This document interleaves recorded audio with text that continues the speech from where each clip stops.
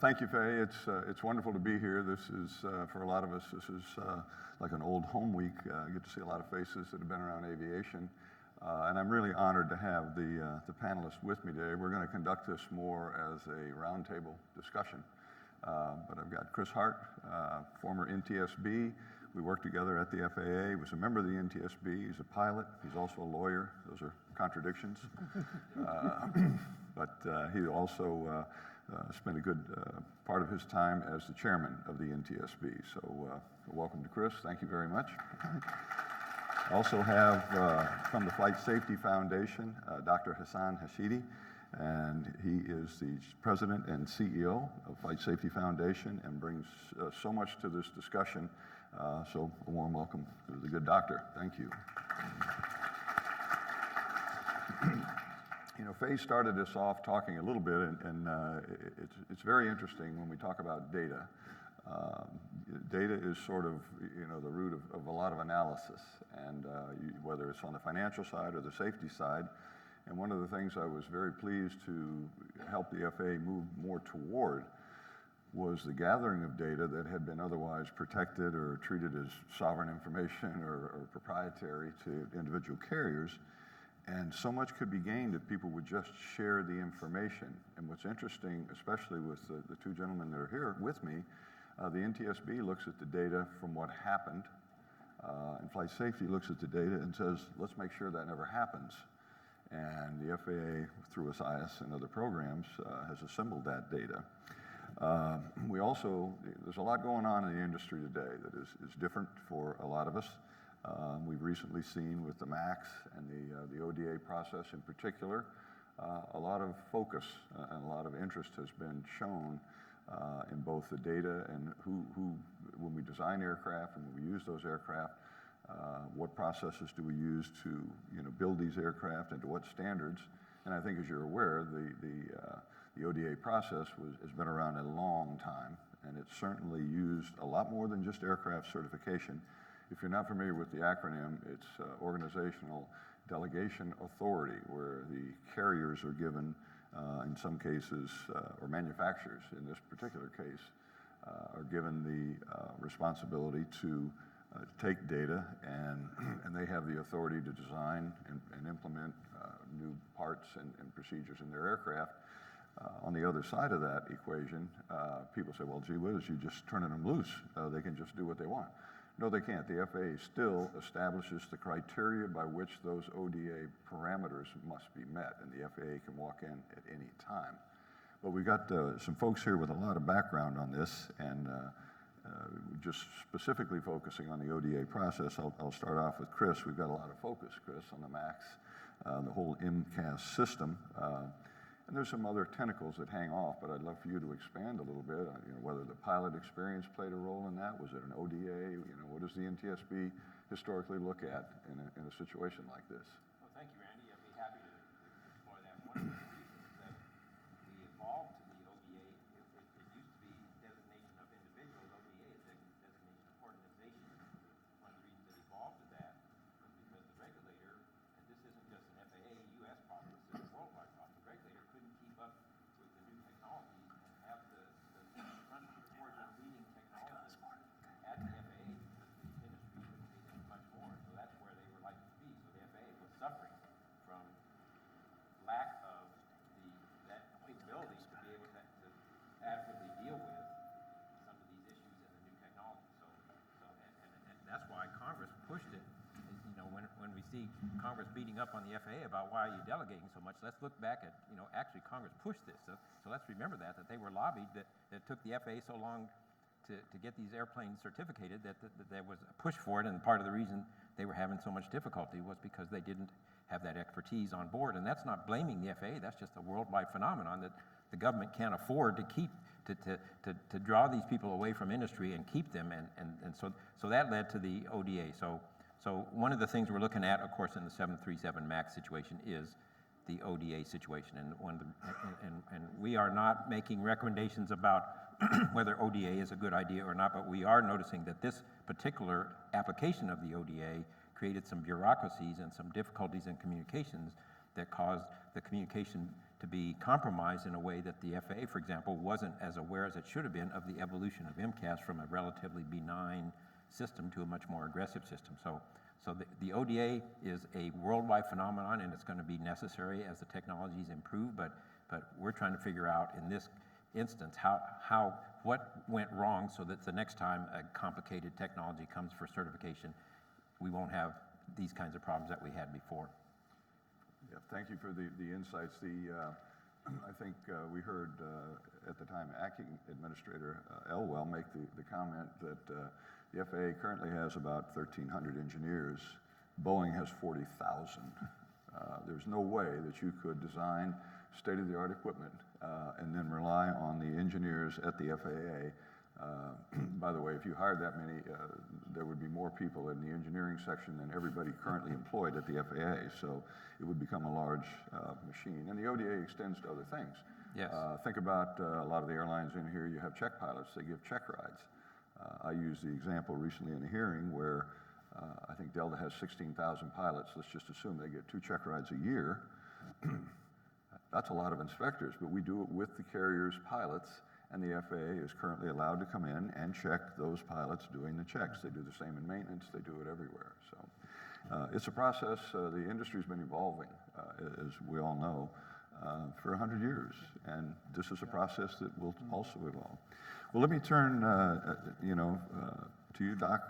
We've got a couple of issues here, and I know the Foundation has got some papers addressing not only the ODA process, but a number of things that are in front of the regulators. Sure. And they certainly are reviewed with keen interest and a thoughtful eye. Maybe you could expand a little for us. Well, thank you, and thank you for the invitation to be here. On the ODA, as Chris mentioned, it's a tool in the toolbox that has been in place for many decades. And the oversight cannot ever be delegated to the manufacturer. That is a job of the regulator, and the ODA is a tool in the toolbox to take advantage of the skills, the vast skills that are out there in industry to do the job. And of course, as the manufacturing process, as the aviation process has progressed, the systems are much more complex. They are software intensive, and those skills are very unique, and they are within the market, and it's very difficult, as Chris mentioned, to retain them within the government. And so regulators around the world are using this method as a tool in the toolbox to be able to carry on some of the tasks and activities, but with full oversight, of course, of the regulator. And so as we move forward with the MAX situation, certainly there are a lot of lessons learned and insights that will come out of the reviews in terms of what can be done to improvement. But I believe that ODA will stay with us for some period of time, and we'll need to improve it and to make sure that it's done in the right way. Mm-hmm. Yep, I think that's sort of the reality. Does it bear looking at again? Of course. And can we make it better? Probably. But Chris, has there been any instances? The NTSB obviously looks at pretty much every serious accident that happens in the country. Has ODA ever been a factor? Did they say, well, gee whiz, this would have never happened if we'd have had a better process? Or good question, and not that I know of. I'm not aware that has ever occurred. Certainly the NTSB looks exhaustively at every aspect of what, all the links in the chain that led to this mishap, but to the best of my knowledge, one of those links has not been because we went from DER, Designated Engineering Rep, to ODA. I don't think that has ever been listed as a cause. Let me shift gears a second, and I'll go back to you, Hassan. The 1,500-hour rule, I think this is a subject that everyone in this room is fairly familiar with, and this was one of those where we had a reaction to a tragic accident, and we put something in place. I've referred to it in the past as a tourniquet. We put in something that every bit of data, and that's not uncommon. Let's do something as an emergency stopgap until we get a chance to look at it, research the data again, and do those things. Is history proving out that this 1,500-hour rule is doing what we hoped it would do? Because I've seen a lot of studies that might say maybe not. So, no, that's right. I mean, the foundation produced a paper a couple of years ago focused on this, and our focus has been on the quality of the hours, not the quantity. And the panel yesterday even talked about this as well. And so, the questions that we ask is, well, okay, so we have these hours, are we training for adverse condition? Are we training for icing situations? Are we training for operating in complex airspace such as New York airspace, Northeast Corridor? There's a lot of communications. Are we training for situations involving known risks that commercial aviation safety team and the foundation have identified with respect to unstable approaches and go-arounds and things like that? So those really are part of the equation that goes into the quality of the training, and the number of hours really is not a good measure of really trying to get to a full competency. And there's a lot of folks, there's some well-written papers that are out and about. We've got Dr. G. Smith is with us here, one of the principal authors of the pilot supply study.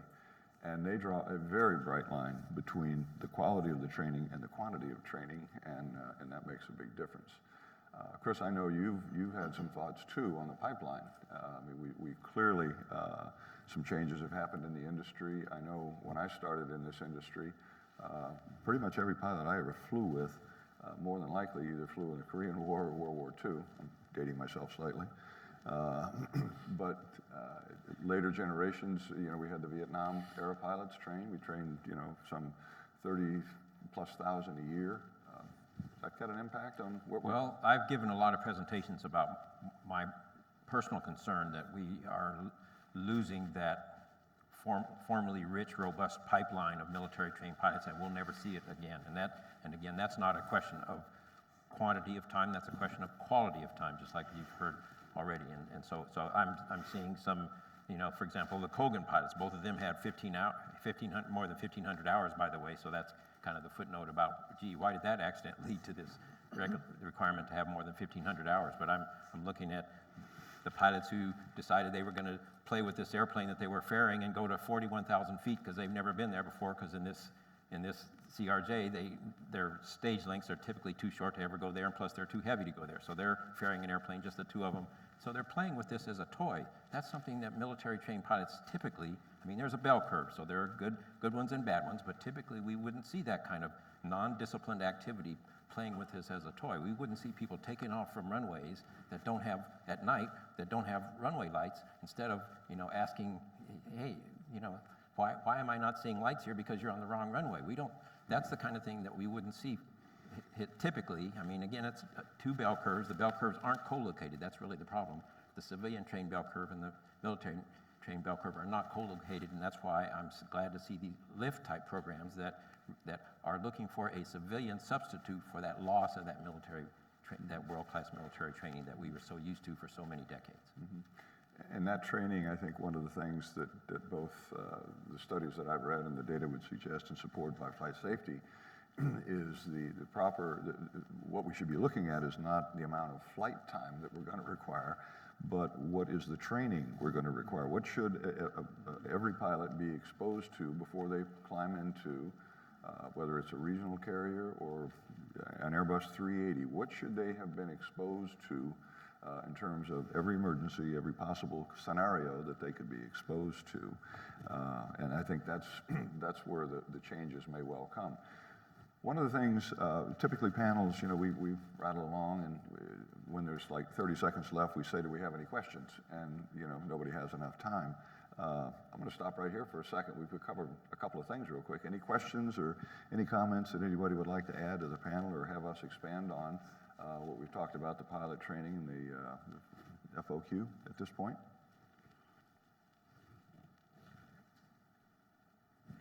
That's not a hand back there? Okay.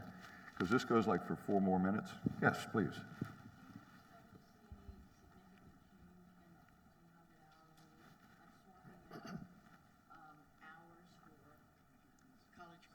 Yeah. I can repeat it. I heard it.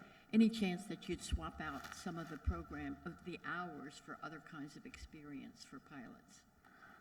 I'm sure each of us might have some thought on it, but I'll start. I do. I think the idea that you might change the number, the 1,500-hour rule, is going to be difficult. There's some emotional things behind it.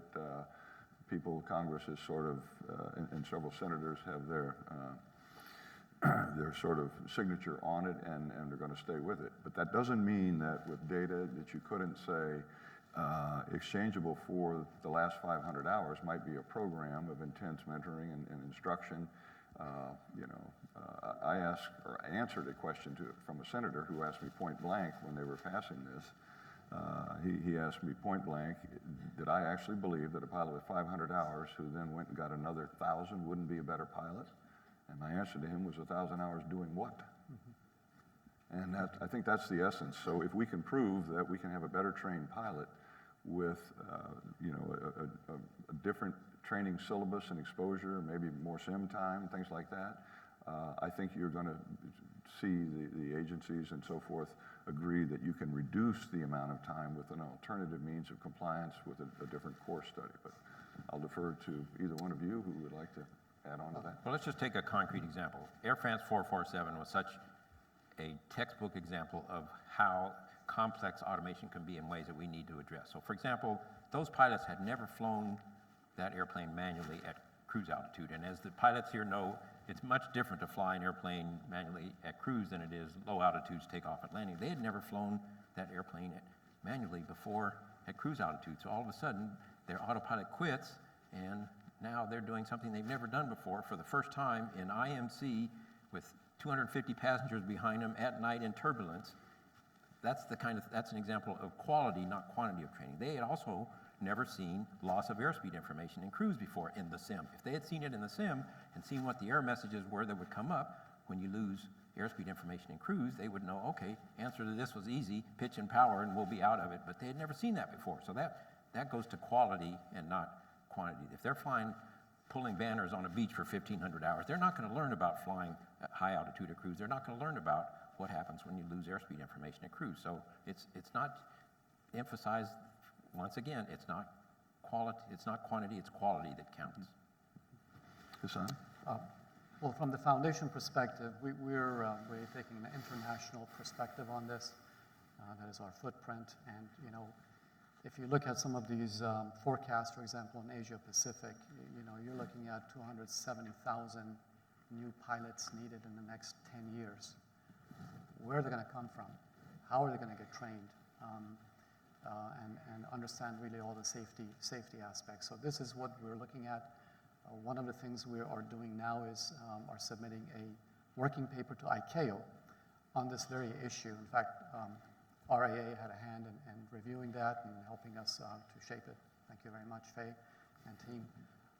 It's really emphasizing the need to be bold and courageous and not just rely on the ways of the past, but embrace some of the new things and some of the ways that we can really improve pilot training and proficiency. And we have about a dozen recommendations, and it emphasizes things such as competency-based training, use of simulators, which we believe is important as part of the equation in looking at those off-nominal conditions and training on those. And a number of other things that we've emphasized, but more importantly, we've emphasized the need to train and screen for things such as leadership, teamwork, judgment, and things like that. That's really beyond just pushing buttons, but really understand problem solving. Those are all important part of training. And the new generation is going to need to really figure out how to have all of this as part of their portfolio. Good point, good point. I did see a question over here. Take Yes, one more, Mr. and then we'll go back Administrator. on this exciting script. I'm Pete Wolf with PABC, and I'd like to just ask the question about how amenable the FAA and other organizations with regard to the aviation training process would be to advances in things like artificial intelligence as well as virtual reality. We're seeing information from the military that their training effectiveness with VR has been proven, or is proving quite effective. But is the authority willing to look at that in a way that says, can we take advantage of that? Thank you. Well, just in our paper, we are emphasizing these new ways, such as VR and other kinds of technology, and understanding what the military is doing, and and figuring out how the regulator is able to adopt some of those new methods. So that's work in progress, but I think it has promise to really, certainly for the new generation, to be able to train in a different way. Chris? So when you talk about artificial intelligence, that brings up a whole different topic about training and how do you train, because you'll notice that in cars they're talking about artificial intelligence in a lot of the autonomous systems. You don't hear about that in aviation, and that's for a very simple reason, because if the intelligence changes the way the automation behaves, the pilot needs to know how that change, what that change is. If you come out to your Tesla the next morning and it just had broadcast last night changes to its system, then that car is going to behave differently. You can't have that with pilots. Pilots have to be trained when there's new technology. That's one of the 737 MAX issue is did the pilots know about it, A, and B, were they trained on how to handle it? So that the whole AI thing brings in a whole different dimension into the concept of pilots, because you can't just send a pilot out and say, by the way, your airplane got some new software last night, so it's going to behave differently than what it did yesterday. You can't do that. You have to have specific training, and that's one of the reasons that training is so crucial, because you have to, there's the ongoing debate, should I train to understand how the system works, or should I train in a rote way that say, if the system does X, you do Y? And that's an ongoing debate, because if you train to understand the totality of the system, hopefully if the system does something differently, then you can understand, okay, I've never seen this one before, but here's what I should do because I should understand the system, versus a rote training, which is easy to measure and easy to do. System does X, you do Y, but that doesn't give you the big picture about how to respond to the system. So the whole AI conversation is going to lead to a very interesting evolution in training for pilots. And I'll agree, and I've quoted in the past, Secretary Heather Wilson was Secretary of the Air Force, and I heard her speak, and one of her observations was how much advancement they had made to improve the training and reduce the total time in training by using virtual reality. And we'll talk about simulation here in a minute, but I'm a huge advocate. I mean, I didn't have 20 hours when my flight instructor made a real point to me that I've never forgotten. And he said, a good pilot is never a surprise pilot. And the way you keep from being surprised, you've either seen it, you've seen it in a simulator, or you anticipate, I'm flying, and what would happen now? What would I do at this point if I lost an engine, if this happened, or whatever? Just don't ever be surprised. And that training by virtual reality or simulation allows us to be exposed to loss of airspeed in flight, or any of these scenarios. If you've seen it, you know how to deal with it. You've dealt with it before. So I personally am a big advocate of endorsing and suggesting that regulators allow more input and simulator time. Which, by the way, that brings me to another subject. ICAO currently allows, towards an ATP, 100 hours in simulation to be accredited toward your 1,500 hours. We, and they're proposing, by the way, ICAO is proposing that we raise that number to 200 hours. The simulators today, and most of you in here have been exposed to them, they're incredible. It's awfully hard to know that you're not actually in the airplane. You can do any scenario you like. You can even let a student, when they're making a mistake, let them go through with the mistake and see what happens. They'll only do it once. The simulators make a lot of noise when they crash, and so it's a good lesson to be learned. You don't learn much from real accidents, but anyway, that idea. But in this country, remarkably, we only allow 25 hours. 25 hours of simulation toward your ratings. And yet, every pilot in this country, you can't go to a major airline where they haven't moved from one aircraft to another. I can give you my own experience. The first time I ever saw an MD-80 or a DC-950 with passengers in it was when I walked out on the ramp. It had all been simulation. I'd never actually flown the airplane. Pilots go their entire careers and never train in anything but the simulator until they take their first line trip. So I think it's about time that we sort of get more in the right lane here and accept that we should be accepting more simulator time and towards these ratings. And I invite comments from either of you on that thought. I mean, that's my personal opinion. But well, it's certainly clear that you can do things in a simulator you never want to practice in a real airplane. But if the pilot ever sees it in a real airplane, okay, been there, done that, got the T-shirt, I know exactly what to do. So I'm a huge believer in simulators, and as Randy has said, I've seen pilots of thousands of hours come out of them sweating because it's so realistic that, and it's a huge beneficial tool that other industries are starting to see how beneficial it can be as well. Just 2 points. One is, I think mentioned earlier, groups such as CAS, the Commercial Aviation Safety Team, have developed and identified known risks. Those known risks are rare. They don't happen every day, but it is absolutely important to have those flown in a simulator and train on those risks because they don't happen often, but it's important from a pilot perspective to know exactly what happens and train for those. The second part is back to the demand. Looking again, in the next 10 years with hundreds of thousands of pilots needed worldwide in different regions, there's a capacity issue. And simulation is certainly part of the equation of that capacity to meet that capacity, but do it in a proper, safe way. And I believe that that can happen, and we're certainly advocating for more uses of that. Yeah. Well, and I've used this before, for some of you have probably heard it, but there was a time, early simulators, when you would take a simulator session, the pilots would say, geez, this is great, the simulator flies a lot like the airplane.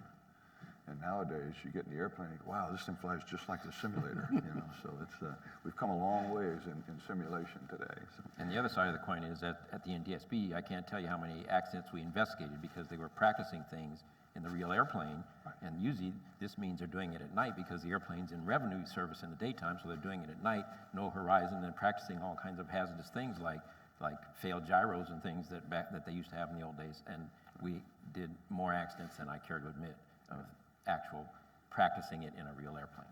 There's a long string of accidents in the 70s with, especially with four-engine aircraft, engine outs, some very serious accidents, and a lot of people killed and aircraft lost. But let me shift over to another subject for a second, and I'll start, Hassan. There has been some trend in recent times where authorities have actually gone after criminally to prosecute people who have made errors. I was a big advocate for openness, within the flight ranks. I think one of the things I was really proud of at the FAA was the phrase, let's fix it, not fine it. I want the information. Tell me about it, and you won't, just be honest and tell us what happened, and we'll learn from it, and we'll all be better for it. I find that this prosecution, there's a Swiss air traffic controller, is a great example where he made an operational error, and they're going to prosecute him. That gives me a lot of concern, and what the foundation has certainly looked at it. No, in fact, they did prosecute him, and it was not right, it was not fair, and the foundation certainly made a point of it immediately. This industry, as you mentioned, we have worked very hard to talk about just culture and learning from errors and mistakes, and this community, the RAA community, has really stepped up over the past 10 years with all of the ASAP programs and all of the voluntary programs, and they really have done a fantastic job as part of the sharing of that information and learning from the errors. That is really the foundation for this industry. Accidents are rare, and so those kinds of reports, those kinds of lessons learned from situations, errors, are just absolutely important to make sure that we prevent, any serious incidents or accidents. So when we have, in this case, it wasn't an authority, it was actually the legal system within Switzerland, prosecuting, an air traffic controller or any professional, it really has a chilling effect with respect to this type of information being provided in the future, and that is really actually threatening aviation safety. So the foundation has developed a paper at the upcoming General Assembly to make a discussion about this. It is talking about criminalization of accidents and incidents being a threat to aviation safety. We intend to talk to the legal commission at the ICAO to make sure that there's communication with the various states on this issue, and making sure that if there's a mismatch between the legal system and where the aviation community is going with respect to just culture, that we close that gap and we change some of those legal systems to really not get into this situation. Chris, I'm going to ask you could expand a little bit on this, and I think it probably becomes a bit more sensitive to you or the NTSB, because when the findings come out and say, well, the probable cause was this, and this was a contributing factor, you've now handed a legal team some grounds to go after somebody. And your thoughts on... Well, thank you for that question. As an attorney, I give presentations all the time about how overzealous criminalization, and I emphasize the word overzealous criminalization can significantly undermine safety improvement efforts, as Hassan mentioned. And the real problem is it's a horrible lose-lose. The reason it's a lose-lose, because let me make it clear, if I see someone doing something intentionally wrong, then I'm going to be first in line to say that's a time for punishment. But this reason it's a lose-lose is because almost every accident that we see is not intentional wrongdoing. It's because of good people trying to do the right thing under difficult circumstances. And so it's a lose from the criminal perspective, because where I went to law school, you had to want to hurt somebody before you went to jail. Never did these people want to hurt somebody, and that's why the criminal process almost always fails to prove to send somebody to jail, because they don't have the requisite intent. But meanwhile, while it's not succeeding on the criminal side, it's undermining the civil side, and it's undermining the ability of the investigators, because what the criminal side does is, Joe did something wrong, done with the story. It doesn't look at, okay, so in the Concorde crash, okay, why did that piece fall off the airplane? Was there inadequate inventory? Was the lighting wrong? Was the mechanic tired? What was the reason? Was there a FOD program at the airport? There are all kinds of background reasons that you'd want to look to try to prevent it from happening again. The criminal process doesn't try to prevent it from happening again. And that's the process that's stifled by overzealous criminalization, is a process of digging deeper and deeper and deeper and finding out, why did this happen? Not just what happened, but why did it happen, until you get to the root cause of it. Criminal process discourages that. It says, we put Joe in jail, end of story. And by the way, they didn't usually put Joe in jail because Joe didn't have the requisite intent to go to jail. So it's a huge lose-lose. And I think for all of us, especially, and I know many of you in the room are involved in the safety sections of your carriers, and the last thing that we would want would be to stifle the input of data and information in self-reporting. We track so many things, and when we see trends, and every carrier does, maybe you begin to notice that the approaches are crept up to 10 knots faster than they used to be. Are they trying to make schedule? What's the reason? And so you come in and you put out a notice and say, folks, let's remember, VREF is there for a reason, and let's abide by it. And you go back, and sure enough, you can watch the data trend go right back down. So we've gotten to a point where we've raised a couple of questions. Any questions come up from the audience at this point? Yes, sir. John Ostrauer with the Air Current. Question about technology. You talked about AI and VR a moment ago, but that's obviously more horizon technologies. Technologies that are available now, specifically technologies like synthetic vision, heads-up displays. Heads-up displays obviously getting more use in large commercial aircraft. But I'm curious your thoughts on tools like synthetic vision that have been in wide use in general aviation and business aircraft, and really kind of a crucible for new technologies. What has ultimately stopped those technologies from progressing into the regional space? When you look at the recent Air Canada near landing on a taxiway in San Francisco for situational awareness, obviously the Louisville accident in terms of leaving on the wrong runway. I mean, these seemed like these would be aids that would significantly enhance situational awareness and safety. I mean, what do you attribute the slow adoption among both large air transport and regional carriers? I mean, China is moving toward a full HUD mandate by middle of next decade, and so it would seem like there is certainly a gap there between the U.S. approach and other regulators. Hassan? It's a new technology, and it's going to take some time for that. I mean, it showed up in GA before it showed up in big airplanes, because the requirements for approving it were much less stringent for GA than we were. And so I think it's just like many of the things that you see in civilian aviation had a long history of developing in military aviation before they showed up. And that's because they needed some real world experience with those technologies in order to give it the confidence level that it needs to get into big airplanes. I mean, heads-up display been around for a long time, but synthetic vision is somewhat different. I'm seeing it in more and more in biz jets now, and but it's kind of evolving as a new technology, and they have to get that real world experience in order to have that level of confidence that you need before you put it in an airplane with 350 people. Right. And those transitions too, I mean, you see a lot of things come out of the light sport aircraft areas. Very, very creative technology that is not even in the general aviation sector itself.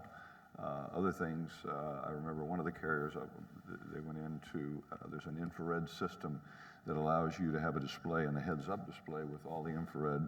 They take the runway lights, and then, of course, it was all designed on incandescent lights, which produce heat.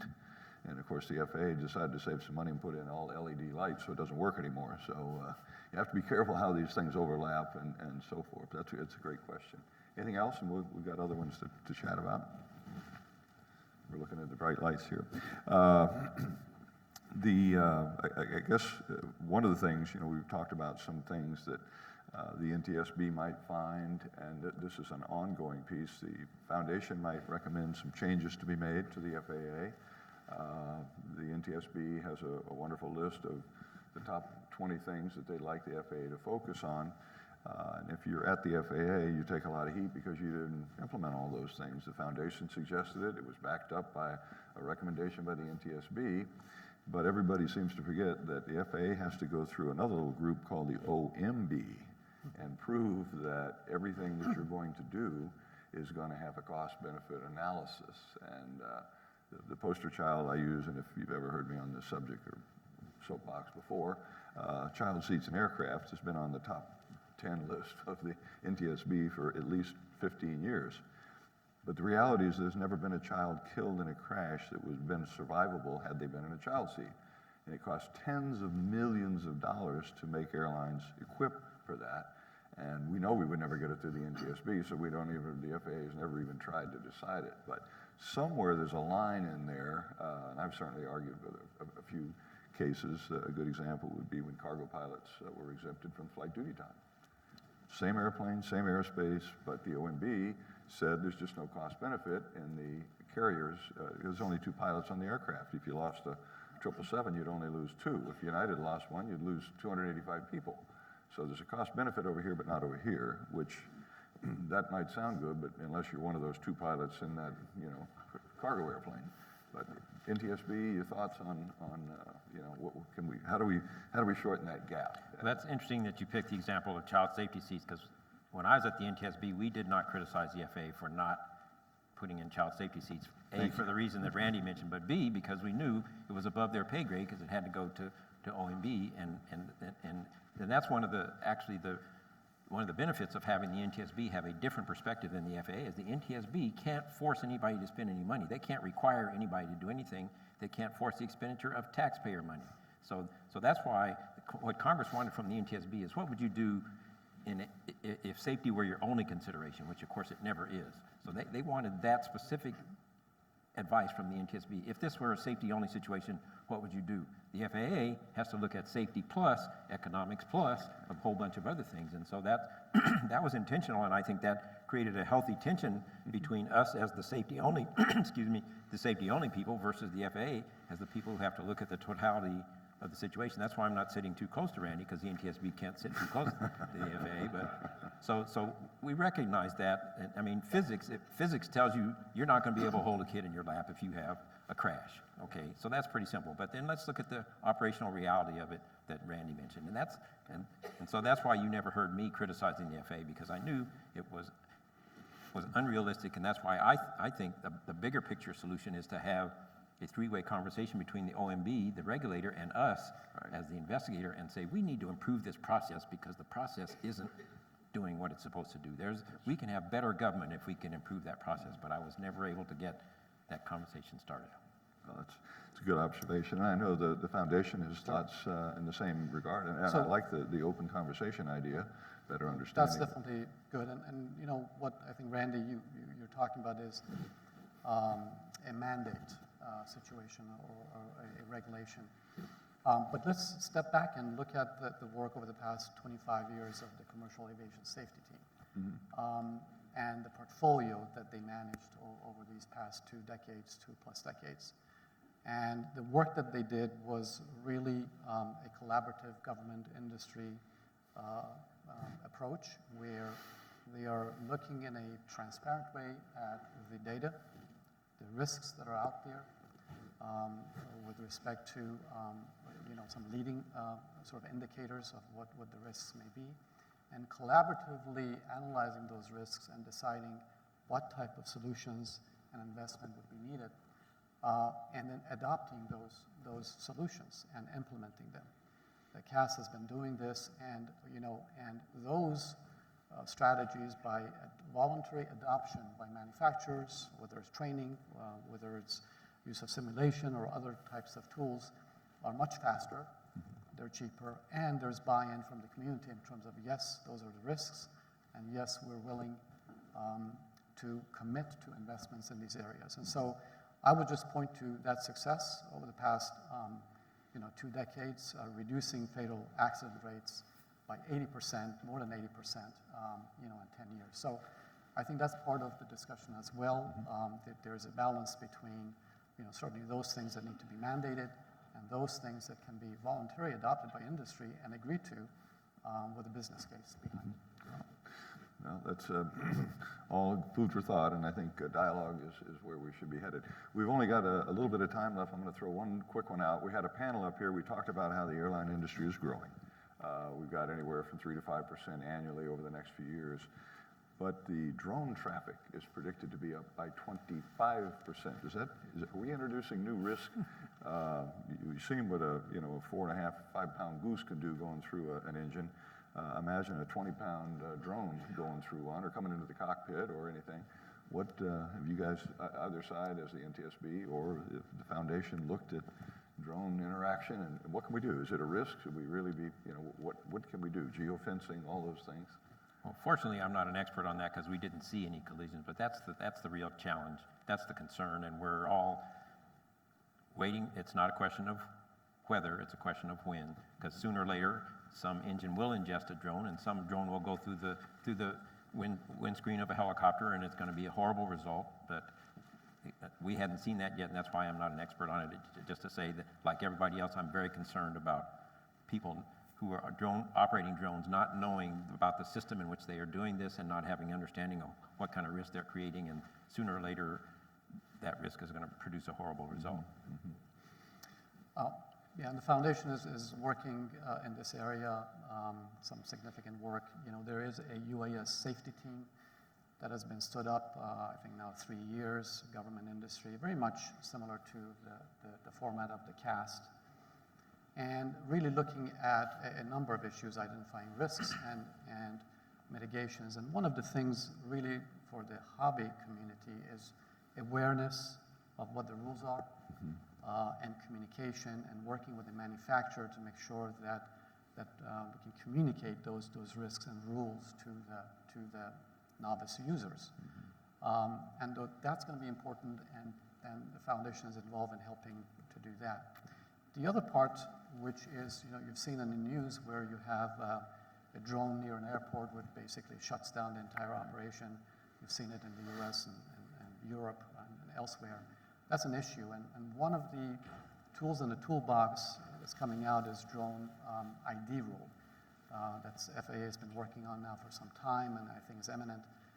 That is going to be important to know, who these operators are, and for the authorities to be able to identify them. Right now, there is not a way to do that. So the foundation is certainly supportive of the drone rule that's coming out, and certainly we believe that communications and awareness is going to be important. Great. All right, well, I think we used up the majority of our time here. It's been an absolute privilege to have this great audience, and I'm absolutely honored to have both of you gentlemen up here. So thank you very much, and thank all of you. So.